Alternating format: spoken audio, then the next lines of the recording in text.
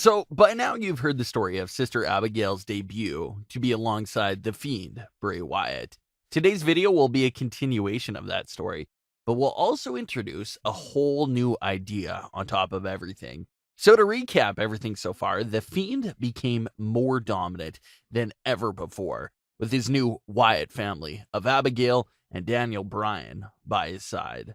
We left off with Abigail becoming the Fiend's manager, and the Fiend was very obedient and listened to her every word. Under Abigail's control, the Fiend brought all new levels of absolute terror and destruction onto the WWE locker room. The Fiend will slowly work his way back into the title picture by earning a spot in the Elimination Chamber match, where the winner becomes the #1 contender for the Universal Championship. So let's fast forward to that specific Elimination Chamber match. You might be familiar with the Elimination Chamber and how two superstars start off the match, followed by the other 4 competitors being released from the chambers. So for this match, I was thinking of having the Fiend start off the match and being dominant from the start. But this other idea sounds much better instead. Have the Fiend come out last from the chambers to build even more suspense for the fans and the other superstars in the ring. Every single time everyone hears that countdown for a superstar to be released, everyone will look in the Fiend's direction and hope his cage doesn't open. This will build the suspense for every single countdown. And when it's finally obvious that the Fiend will be coming out last, the anticipation for him to finally get out will be insane. With him being caged up and waiting to get out until the match for so long, you know he's going to go right into attack mode. So the Fiend's countdown is over and the cage door finally opens. The lights go out and the Fiend's red light starts to flicker. Everyone stops what they're doing in the ring and immediately turns their attention to the Fiend and realizes they have to stop him first if any of them want a chance at winning. So that's what they do. The remaining 3 competitors try their best to team up on the Fiend, but it's clearly not enough. The Fiend is able to overcome all of them and eliminates each and every one of them, giving the Fiend 3 eliminations in just a span of a few minutes.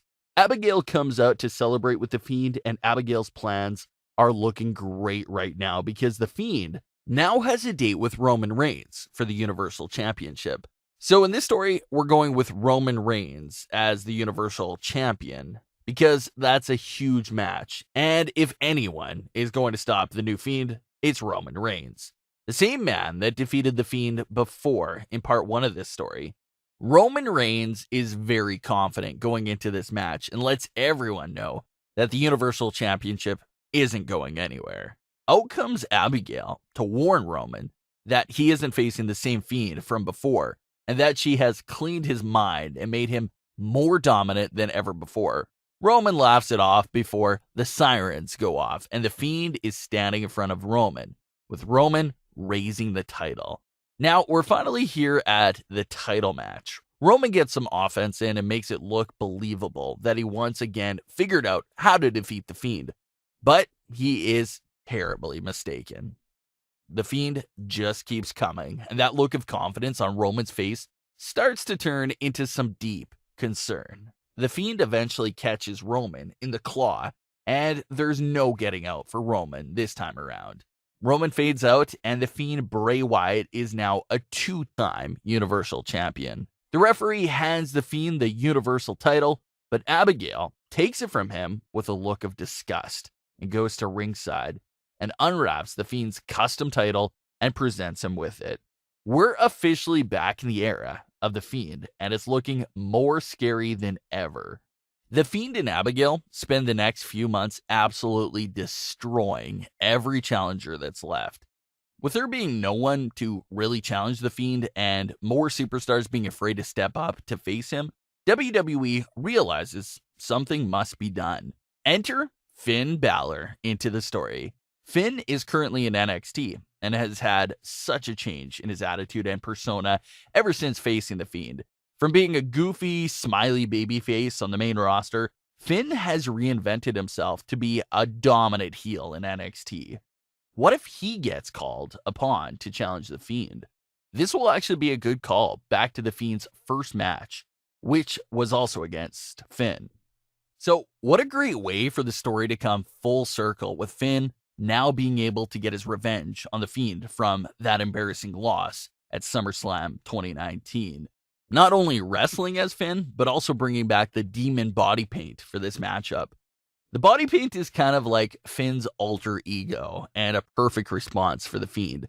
The Fiend has had a great run, but don't forget that the Demon Finn is still undefeated since first debuting back in 2015.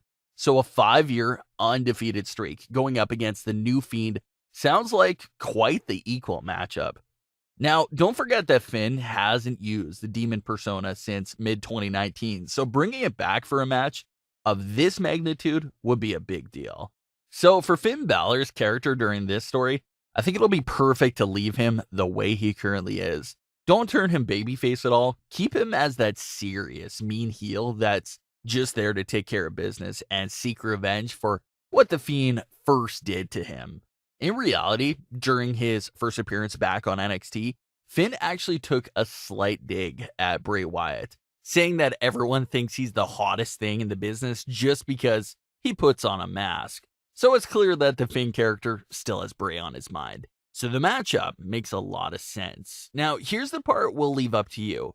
Who gets the win in this matchup between Finn and Bray Wyatt? If Finn wins the match, it really establishes his demon alter ego even more. He finally gets his revenge on the Fiend, and he regains the Universal title that he never officially lost.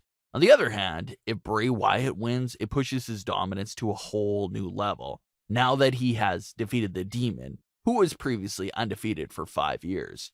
Who do you think should come out on top in this matchup? Leave your comments, don't forget to subscribe, and leave a like if you enjoyed. Thanks for watching, guys.